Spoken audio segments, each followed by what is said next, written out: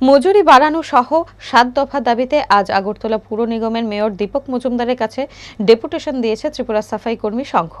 ডেপুটেশনের আগে পুর নিগমের সাফাই কর্মীরা মিছিল করে আগরতলা সিটি সেন্টার পর্যন্ত যান। ডেপুটেশনের পর সাফাই কর্মী সংঘের প্রদেশ মহামন্ত্রী তপন কুমার দে জানান, সাফাই কর্মীদের মজুরি বাড়ানো, কর্মীদের নিয়মিত করা, সরকারি বিভিন্ন সুবিধা সাফাই কর্মীদের দেওয়া সহ ৭টি দাবি মেয়রের কাছে জানানো হয়েছে।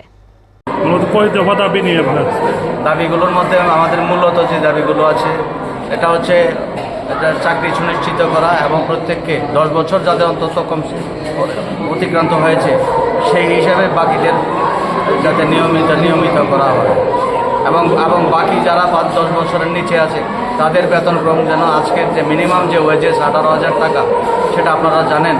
আমরা সর্বভারতীয় ক্ষেত্রে ভারতবর্ষের 766টি জেলায় ডিএম টু পিএম আমরা ডেপুটেশন দিয়েছি যাতে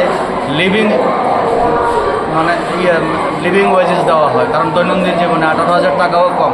গভর্নমেন্ট অফ ইন্ডিয়ার যে কনস্টিটিউশনাল যে রাইটস আছে সেটা হচ্ছে ১৮,০০০ টাকা মিনিমাম ওয়েজেস এবং সরকারি যে সুযোগ সুবিধা মেডিকেল লিভ, ELCL ইত্যাদি।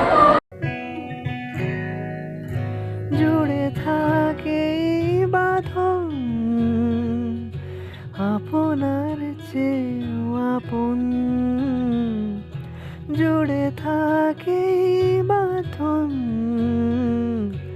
আপনার চেয়েও আপন।